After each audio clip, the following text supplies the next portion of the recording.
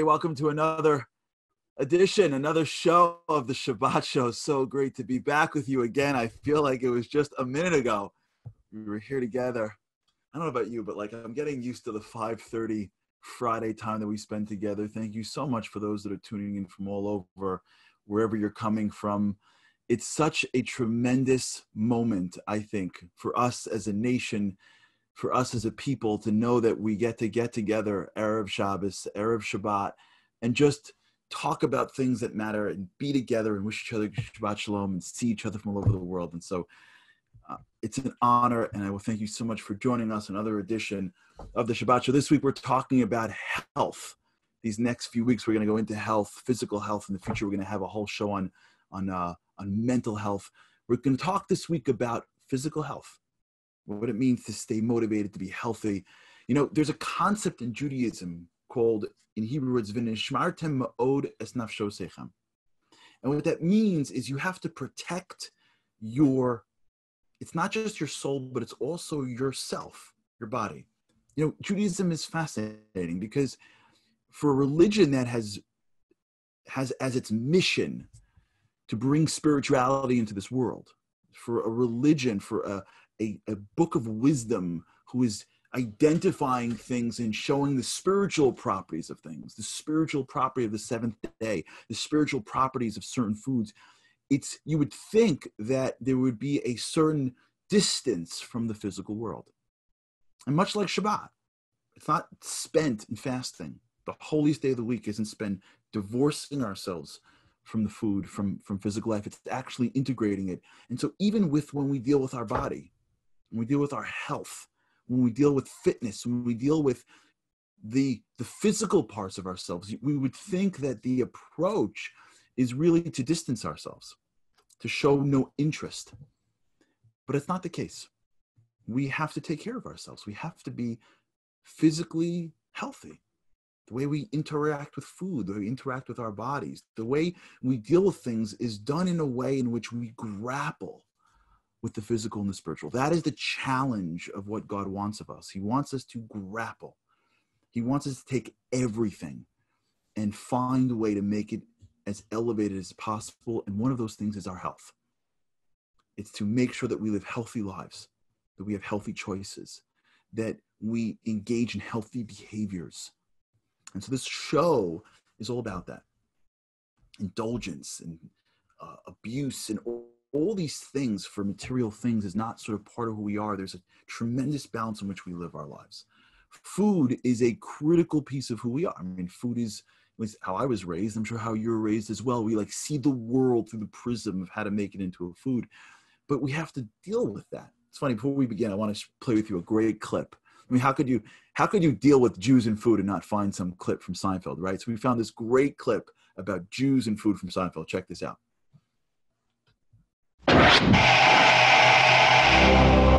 Remind ourselves of our love for food. You're skin and bones. I don't know about you, but my grandmother, she should rest in peace. I was skin and bones to her, and no matter what I was eating, there's always room for more. We got a great show all about food, all about fitness. We got some fun videos. We're going to have a lot of fun this show. We're going to really enjoy ourselves and really talk about health and really have a good time with it. We got Miriam Leibowitz coming up on the show. You're going to love hearing from her. We've got Rabbi Dov Cohen on. We got the Jewish Iron Man, Leigh Bolos on. Jamie Geller. We got great videos. Remember to send your Shabbos shout-outs to my Facebook page. You can go to my Facebook page, and I'll be able to check out some of the Shabbat Shaloms. We got a great program coming on this week. Check out some of the programs going on in Inspire this week. MindFlex is coming on this week. Check out the ad that is going to be posted by our superstar Inspire producer team here. You don't want to miss this. Why do we listen to the rabbis? Remember, Svi Gluckin was with us last week or 2 weeks ago, so you're going to want to hear that. We also have a cooking show coming up this week as well. So there's a lot going on in Inspire. If you're checking us out for the first time, thank you for joining us. If you know people that would like the show, please share it. Check us out at shabbatshow.com.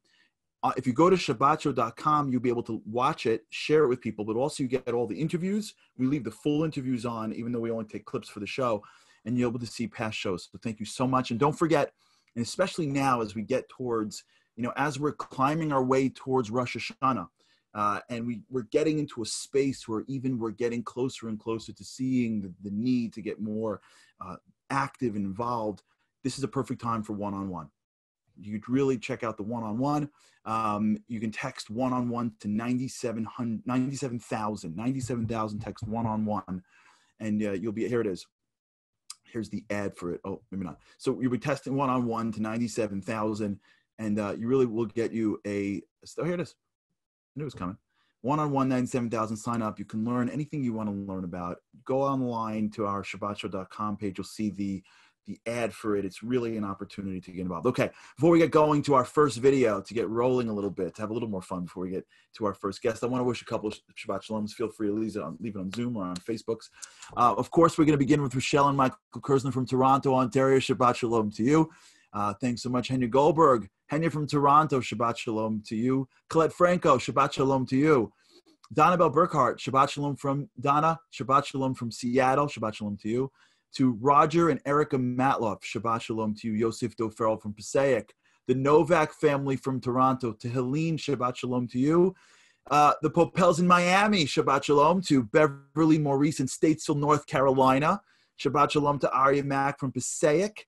Yaakov Shalom from Passaic. The Beguns and the Bolton family, Shabbat Shalom to you guys. To Sandra Weinstein from Montreal, Shabbat Shalom. To Stacy and Alan Levinrad from Maryland, Shabbat Shalom, and thank you for your kind words. Appreciate it. Rivka Stark, Shabbat Shalom from the Bronx. And Eliza Mervis in Silver Spring, Maryland. Shabbat Shalom to you. Okay, Shabbat Shalom to you. Okay, let's get going with our first video. We wanted to kick it up a little bit, get into the concept of health and fun, and we found this incredible video about, remember the good old days when we used to run around and just have fun? Remember those days when you were a kid and you played games like tag and other fun stuff? Well, check out this video that we just found that may start us off in the right direction.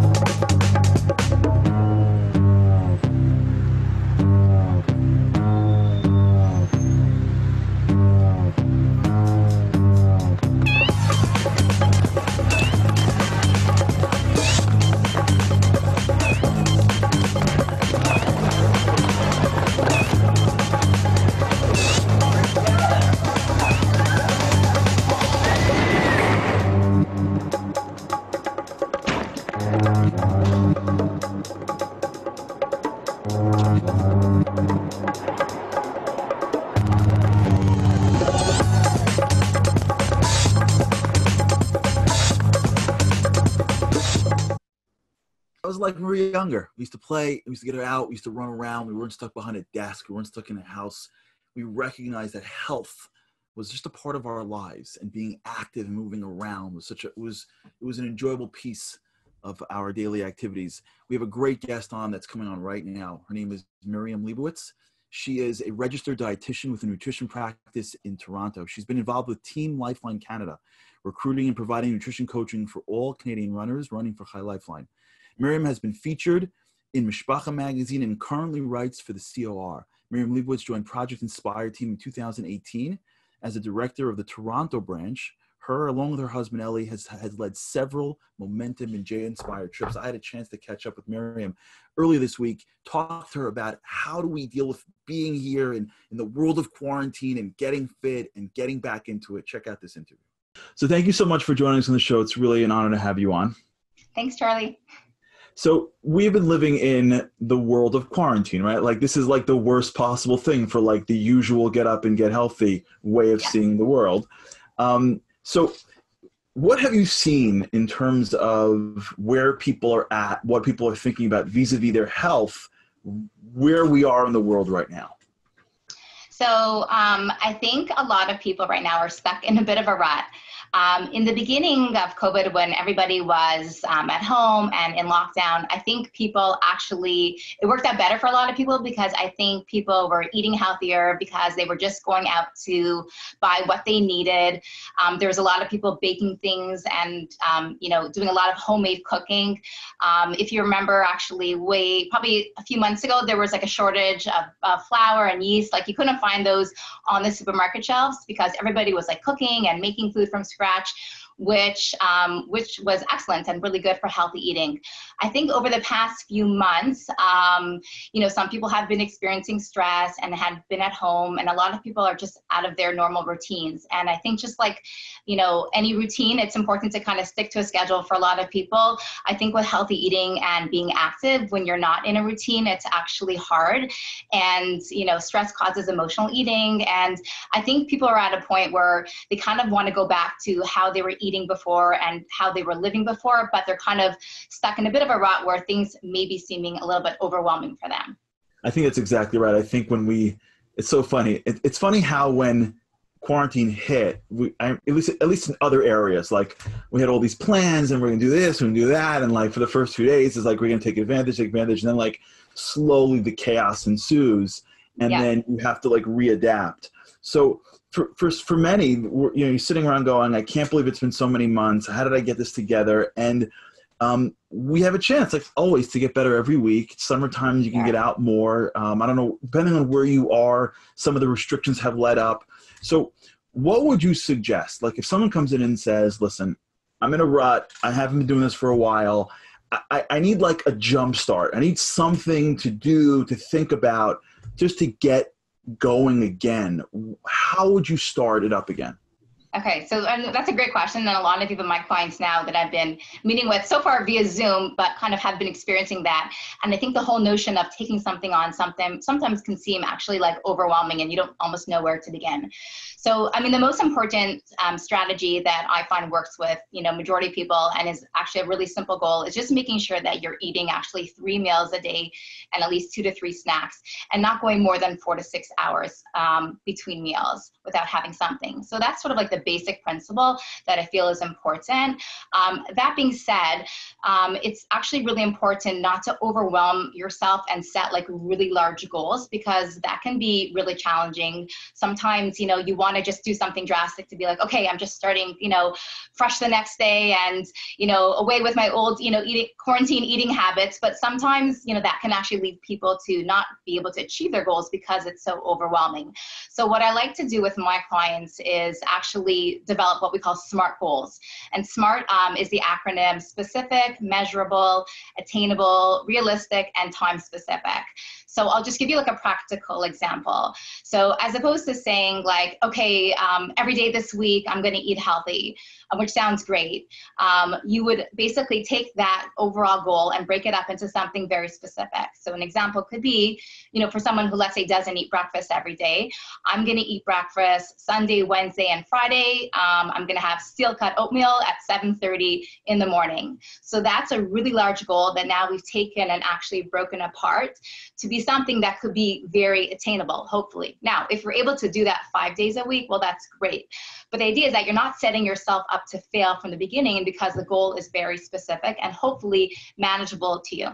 Wow, it's exactly right. And I think you get going, you build momentum, and then, you sort of build off that momentum. How would you suggest in terms of exercise, in terms of, the fitness? What would you suggest in terms of getting going in that world? Especially in this new world that we live in right now. It's funny, sometimes I'm home, sometimes I work from home during days, and like, if I ever like exercise like in the middle of the day, I feel weird. Like I'm used to exercising like, outside business hours. So like, how do you recommend somebody start to put into their new normal day some level of exercise? Right. So that's a great question. Actually, I'm personally someone passionate about physical activity. Charlie, I ran Team Lifeline with you a few years ago. So my husband and I are big runners back in Toronto. It's been hard for me actually being in New York out of my schedule. I'm not used to, you know, I run actually every morning. So that's just been a personal challenge. And it's especially difficult when you're working from home because you're just kind of like out of your element, and it kind of seems strange. Like, oh, am I just going to go for a run at 12 o'clock in the afternoon when it seems like you should be home? So it's a little bit shifting what the new norm is like, but also using that same kind of acronym of SMART goal setting, is that just doing something that really is practical and that can work for you. So, hey, it may not be realistic to like run 6 days, you know, 5 days a week, or to go to the gym, but even it could be something like going for a walk around the block, you know, 3 times a week after dinner, finding something or some time in your day that actually works for you. It doesn't have to be what we call normal, you know. Right. If 12 o'clock afternoon you're home and you're working from home, then go out at that time, or go out early in the morning or late at night. As long as you're getting it in, it will make a difference. You know, you want to try and at least aim for at least between 3 to 60 minutes, you know, in total throughout the day, even three days to start. But anything you do is going to be better than nothing. So as opposed to saying like, oh, forget it, I just can't fit the time in. Like, even if you could just do, you know, twice a week, 1 week, and the next week build up, eventually you'll get there. But the key thing is to just get off the couch and just to start with something small. Amazing. Well, thank you so much for your time. Appreciate it. And I'm sure we put these into practice, we'll be able to be better and better every day, which is really the goal. And both in our souls, but also in our bodies. Thanks so much. Thanks. Perfect. A special mazel tov to the whole Leibowitz families. They're in town now for in the marriage of their daughter. And if you remember, for those of you who are Shabbat show old timers, which was like 10 weeks ago, if you remember, we had Mordechai Shapiro on. Do you remember we had Mordechai Shapiro on singing to a really cute bar mitzvah boy? Well, that's their son. We did it from Toronto. So it all comes full circle. And thank you so much for being part of our show. Let's go to a couple more Shabbat Shalom to Leah Peril, New York City. Shabbat Shalom. Shiri Eshel from Mountain View, California. Rivka Tyler, Patriots Rock from Baltimore. Shabbat Shalom to you. Looking forward to your Kahoot game today. To Linda from Annandale, Virginia. Shabbat Shalom to you. Lisa Black Meddings and family from Toronto. The Fallon Levin and family in Detroit. To the Silvers in Highland Park. Shabbat Shalom. Carol Drucker on the Upper West Side. Shabbat Shalom to you. To Lily in Didio, Quebec. Shabbat Shalom to you. Shabbat Shalom to Paula, Rabbi Sampson's backyard neighbor. That's some real yichus. Shabbat Shalom to you. We are doing Kahoot in a little bit for the questions that are coming in. Suzanne Myers from Rockland County, J Inspire. Shabbat Shalom to you, and to the Blooms in Brooklyn, to Ruth and Moshe Sussman. Shabbat Shalom to you. Okay, our next video. You know, many times we stereotype Jews and rabbis and assume that if you're a rabbi, you are typically out of shape. Well, that's not necessarily true. On the next video, we see one rabbi in particular who is breaking those stereotypes. Check this out.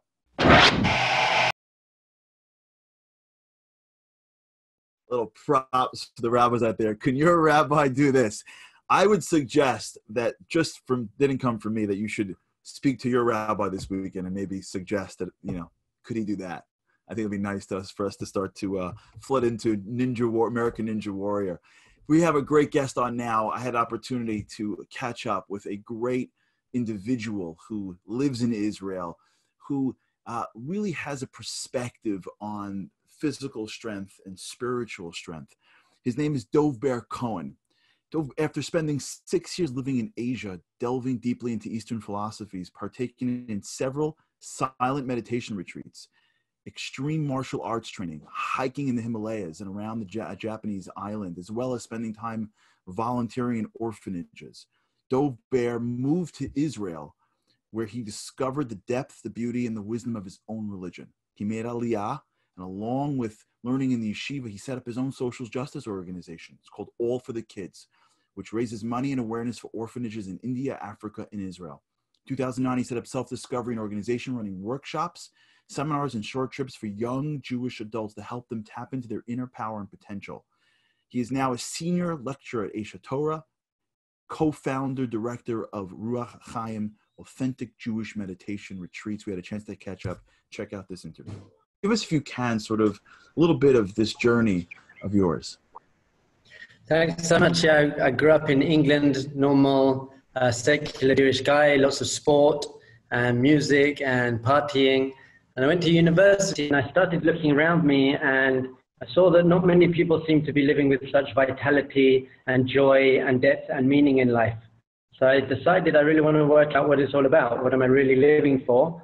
And I started looking in the Eastern philosophies and lots of martial arts films and Bruce Lee films, and started meditating. So after I finished university, I went to Asia for 6 years and just did martial arts and lots of 10-day silent meditation retreats and hiking in the Himalayas and taekwondo, aikido and kung fu. And I just immersed myself in basically trying to train my mind and my body in order to live a healthy, happy, meaningful life.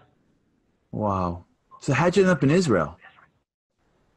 I actually was not going to come to Israel. I was going to go to South America. I wanted to canoe down the Amazon. But I just thought I'd stop for a couple of weeks to see some friends. And that was 12 years ago. So what was it about Israel that made you stay? It was really two things. Firstly, someone said to me, why didn't you study Judaism? After, I was teaching Buddhism in universities in Thailand, and why don't you study Judaism? And I said, because it's not very spiritual. It's nice. I like the rituals. It's okay, but it's not really a path to enlightenment or well-being. So someone said, no, come to this class. So I went to a few classes, and I really very quickly saw that the Judaism that I thought was Judaism and I didn't like so much isn't actually the depth of Judaism. And I saw that most of the ideas that I'd learned in the East, we have in Judaism in a very, very deep way. And the other factor really was, I'd always asked people, how do you know this is true? Because I love Buddhism, I love the other religions and the practices, but I always wanted to know, everyone says a different thing. How do I know which one's actually right, which one's true? And I'd done philosophy at university, and the only way you can really know something is evidence, really. What's your evidence? Do you have rational, empirical evidence?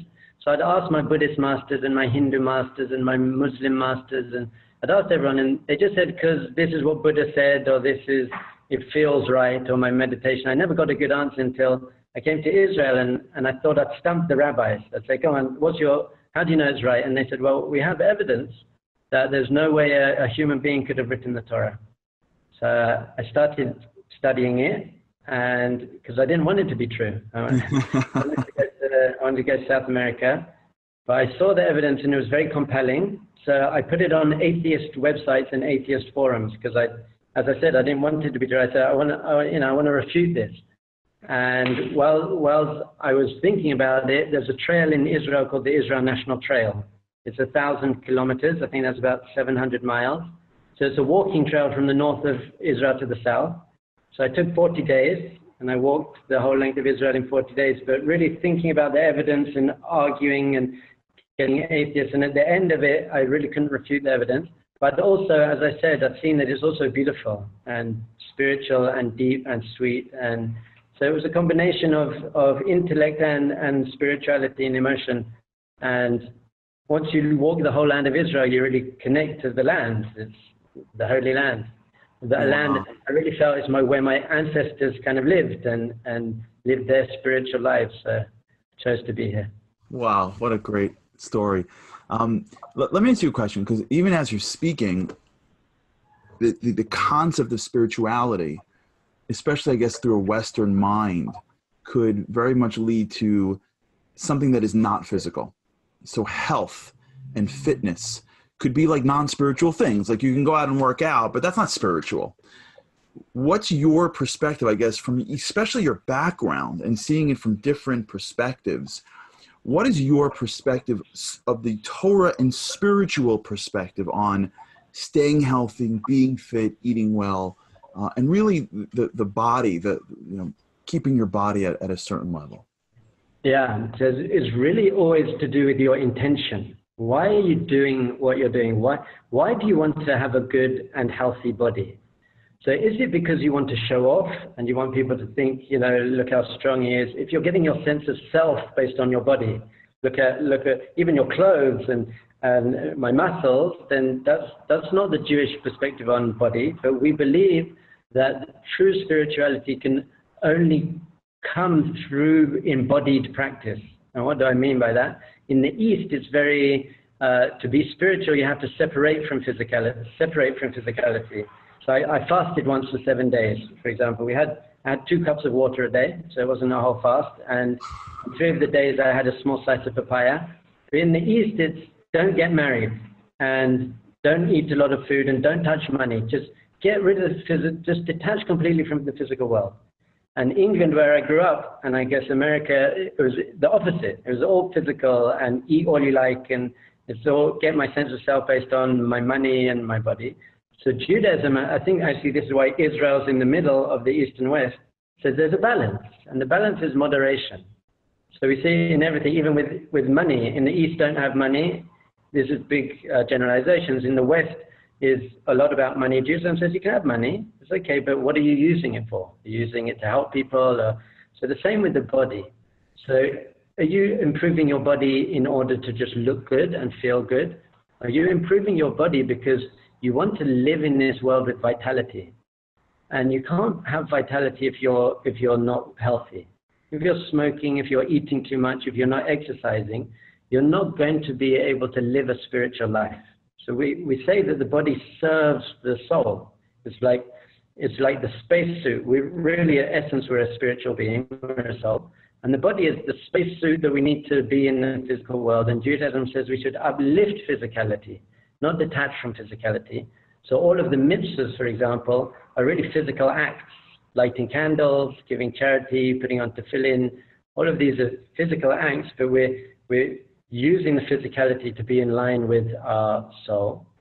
And therefore, you want your body, you want to be healthy. You want to have energy to get up early in the morning and to have passion, to live a life of passion. If you're dragging yourself out of bed at 11 o'clock in the morning and you don't have energy, and fitness is not going to work. So our body is our car.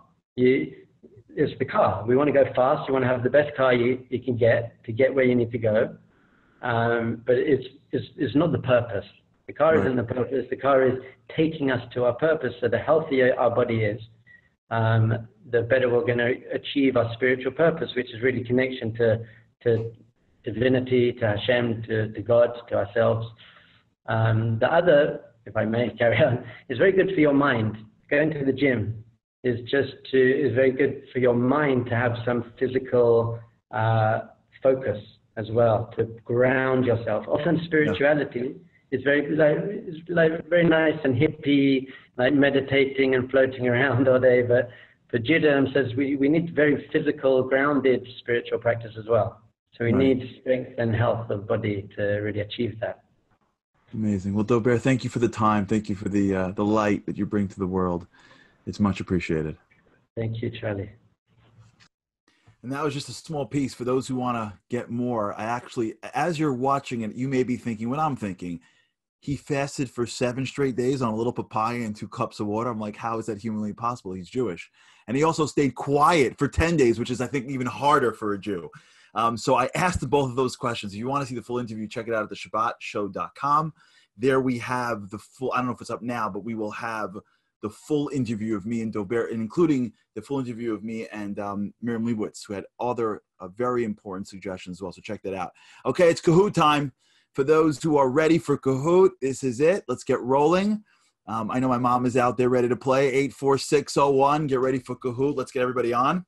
You can go to your app or go to kahoot.it. Get everyone rolling for Kahoot. Here they come while we get all our players going. Oh, Patriots Rock is in. EST is in. I see everyone's lining up. Keep it going. I'll do some more Shabbat Shaloms while we get the people rolling in here. Ruth and Moshe Sussman, Shabbat Shalom. RM from Toronto, Shabbat Shalom. The Hess family from Fairlawn, Shabbat Shalom. Ann Patolsky from Waterloo, Ontario, Shabbat Shalom. The Dahl family in Minnesota. Reese and Brian Wolf from Oak Park, Michigan. Shabbat Shalom to Rivka Mansour. Shabbat Shalom to Howard, Anna Phyllis Loisterstein from Chesterville, Missouri. Shabbat Shalom to Lori Hafetz in Manhattan. Shabbat Shalom to the Halperns in Pasadena. Shabbat Shalom to Jamie Geller's mom from Ballackinwood. Shabbat Shalom to you. Continue nachas from her. Okay, here we go. I think we're up to our game. Are we ready? I'll give it one more second. Okay, we're ready. Okay, here it goes. Kahoot. Let's do it. In 2016 Rio Summer Olympics, Israel won a bronze medal for both male and female in what sport? Bobsledding, basketball, badminton, and judo. You can just knock out one just because they're Jewish. Bobsledding, basketball, badminton, and judo. While we're doing it, a Shabbat Shalom to the Burkel family. Shabbat Shalom to Barry Wall from JRE Larchmont, New York. And thank you for being who you are and joining us every day on the Daily Boost. You can always check out the Daily Boost every morning. Here comes the first answer. Judo. Judo, 2016 judo. Good job. Let's see how we place. Let's see who's going. Gibbs, Putney, Patriots, Rock, Ginny, and PMG. Okay, next one. How do you say healthy in Hebrew? Rachmanus, Fabio, Bari, or Gibor? Healthy. How do you say healthy in Hebrew? Rachmanus, Fabio, Bari, or Gibor? Yamit Leifert from Baltimore, Shabbat Shalom. Tammy from Jerusalem visiting Bethesda, Maryland, Shabbat Shalom to you. Rochelle and Michael Sullivan from Baltimore, Shabbat Shalom to you. Okay, here goes. The answer is Bari. Bari. Gibor means to be strong. Bari is healthy. Putney continues their lead. Edison Adlers, Gibbs, Hillary, and Chosen Frozen. All right, let's go. Let's number 3. Let's see some of your old trivia. This Israeli-born fitness personality is best known for his longest-running fitness show in the U.S., Bodies in Motion. Which Israeli has this show? Gilad Jankowitz, Shira Haas, Lior Raz, or Gene Simmons? Shabbat Shalom to Yona Baum. Shabbat Shalom to Leah Silver. Mark Hoffman, Shabbat Shalom. Okay, 7 seconds left. Shabbat Shalom's bringing on. Who's left here? Karen Levy from Toronto. Okay, here goes. Gilad Jankowitz. Gene Simmons got a lot of votes. Gene Simmons got a lot of votes. Let's see what happened with this. Gibbs, Diamond, Sarah, ZNY, Essade, and Shiri. Okay, we got some new leaderboard up here. Gibbs is climbing up. The 4th one. Anything is possible at the end. Let's go. Let's see how we do here. How many calories are in 1 pound? 12,000, 1,200, 3,500, 350. How many calories are in 1 pound? You get extra points for speed. Rivka Mansour, Shabbat Shalom. Shabbat Shalom to Marty and Deborah Cohen in Macon, Georgia. Shabbat Shalom to you. How we doing? 9 seconds left. All the answers are ready. Oh, they're getting in now. Let's go. Let's see who wins. Shabbat Shalom to Serena Baum. 3,500. 3,500. Let's see how we do this. Let's see who wins. Edison Adlers, 3rd place.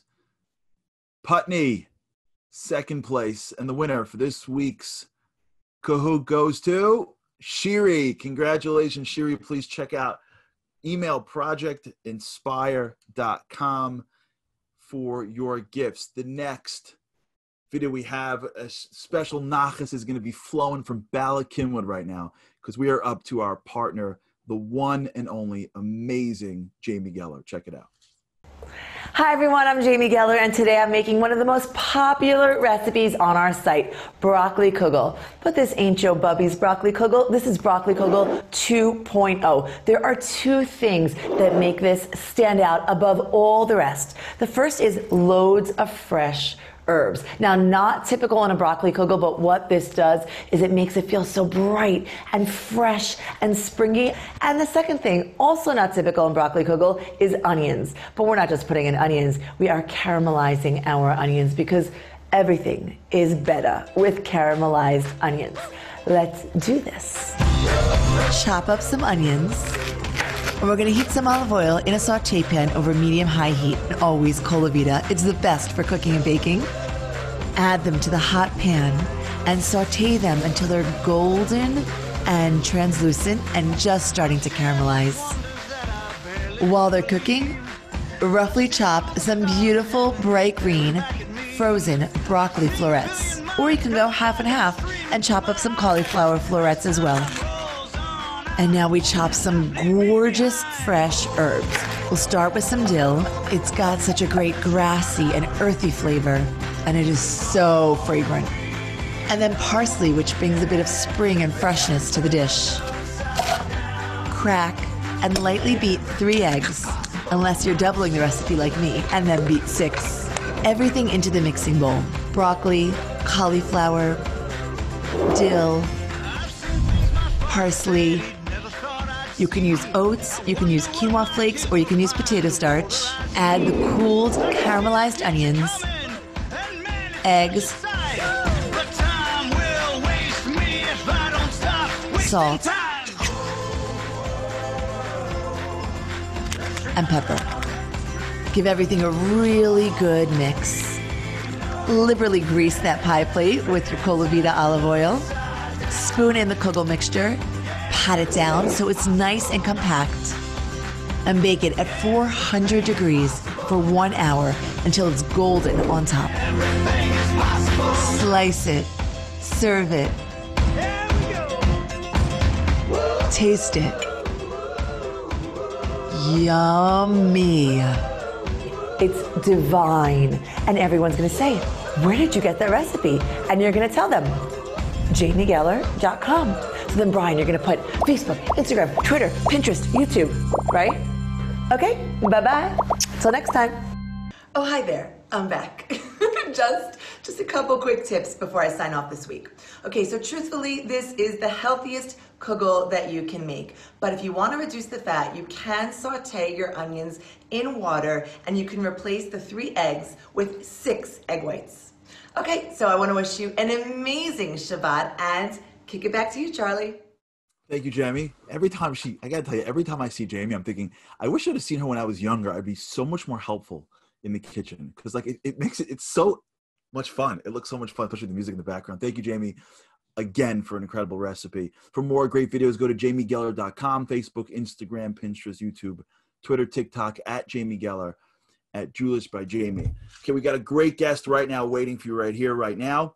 Live, we've got Leib Bolel. He is a former pulpit rabbi turned venture capitalist and serves as president and CEO of the Arizona Israel Technology Alliance. Leib is an avid athlete who sees all aspects of his life through the lens of achieving greatness through incremental progression and discipline.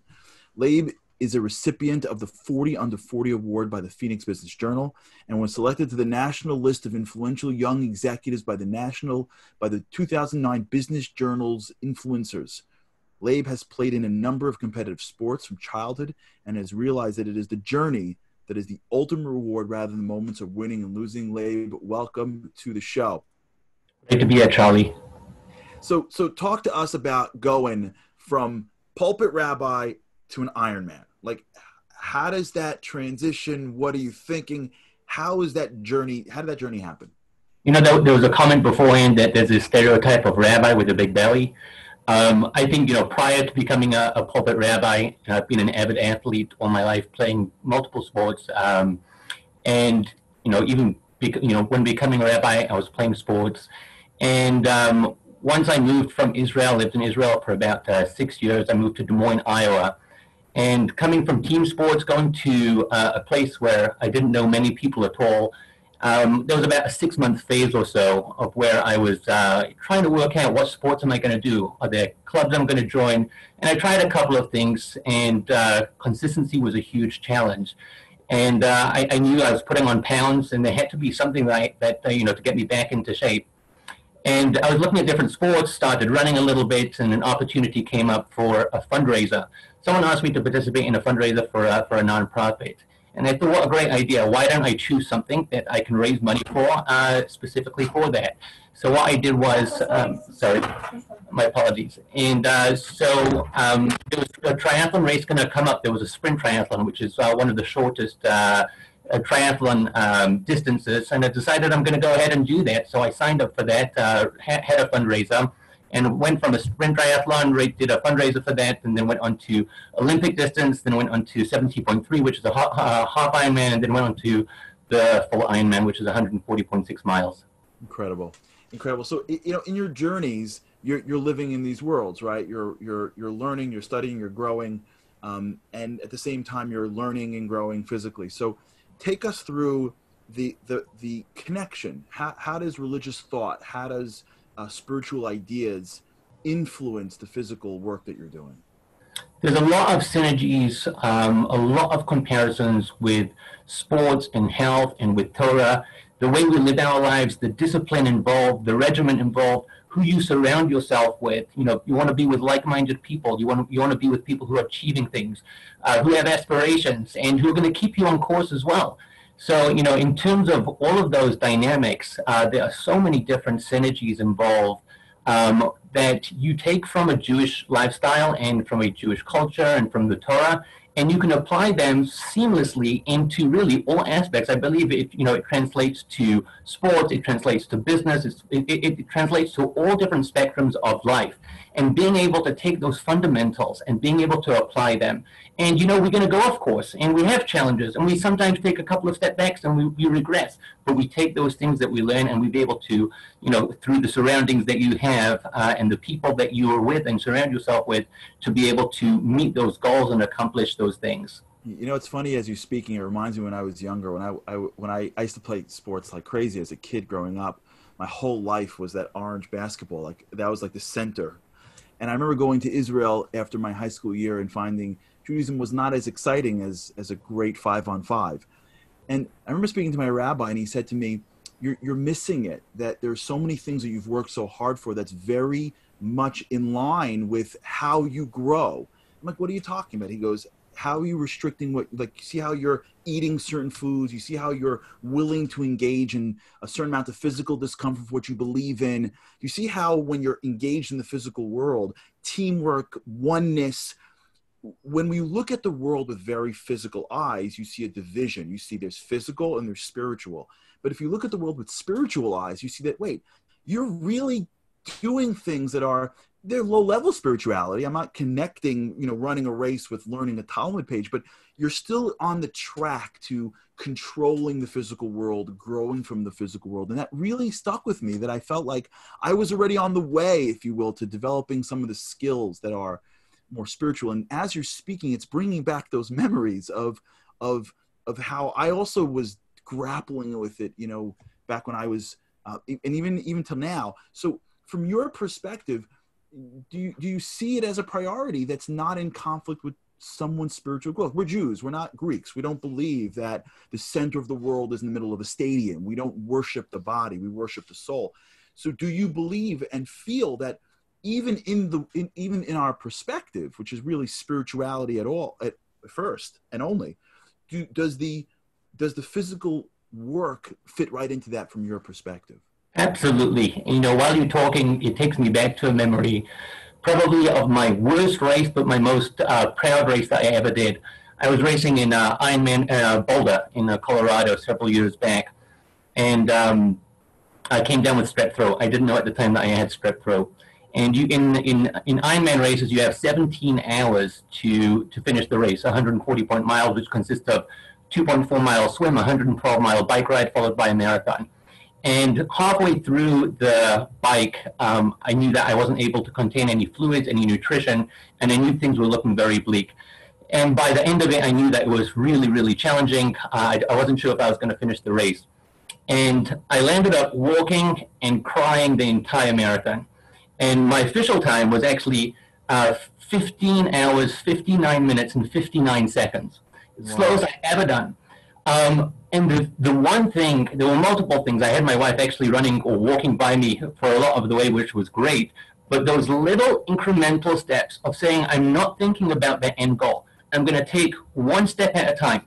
And I'm going to look at that lamppost in front of me. I'm going to look at that garbage can in front of me. I'm going to look at that car in front of me. Those are the little places that I need to get to.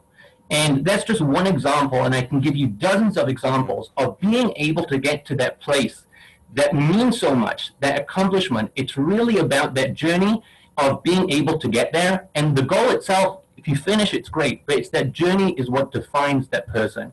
So going back to your question, 100%, it's really about, there are so many, you mentioned conflict. There is so much harmony, I think is the best word to describe, in being able to take a sports aspect or a healthy fitness aspect, being able to mold it into your Torah life. I couldn't agree more, and I thank you for that, because that's really the point. I think you brought it out nicely, because you tied back earlier guests. Miriam Liebowitz spoke about getting started, and Dov Ber spoke about his work. But I think you brought it out nicely, which is, it's not about winning the race. That's not really what we're after here. It's not about being the most fittest or winning some medal. It's really about engaging in an activity that is more than self, that brings out the best inside you, and that allows you, like you said, to journey in a world where you're growing, where you're pushing yourself, where you're not being controlled by the physical world, but you're in control of it. And sometimes the pathway to this, sometimes to deeper spirituality, is through that physical work. Thank you so much for joining us. We really appreciate it. Continued success in your physical work, but more importantly in your spiritual work, and continue being a light into the world. Thank you, Charlie. Have a good Shabbos. Good Shabbos, Special. That was awesome. And that's really the point here. I think that's really what we're after. It's really not about this race or that race. It's about a perspective of how we see the world, that we're not controlled by food. We're not controlled by substance. We're not going to take our bodies and lay it waste because something tastes a little good or it's a little hard to get up in the morning. We're going to turn our bodies into the cars that will drive in the most efficient way to enable us to do good in this world, to enable us to experience godliness. It's really, that's the point. That's the elevation point. And Dov Ber said it, it's the intention. We're not advocating health so that we can become professional athletes. Some of you may. I mean, my mom, who I think is watching, sat me down in 11th grade and explained to me that, I'm a white Jewish boy, the chance of me, playing in a basketball team is a lot higher, a lot lower than owning a basketball team. Like I should really focus back on my studies and try to be a lawyer. Like a lot of, not to say that we can't do it, but a lot of us don't really have professional athleticism in our minds. Beatty Deutsch is going for it, God bless her. That's not what we're talking about. We're not talking about that. Also, we're also not even talking about turning health and fitness into the center of one's life. We're talking about a perspective in which whatever we have needs to be controlled and elevated. Food that we eat should be healthy because it's going to make our bodies healthy. It's going to make our ability to live longer.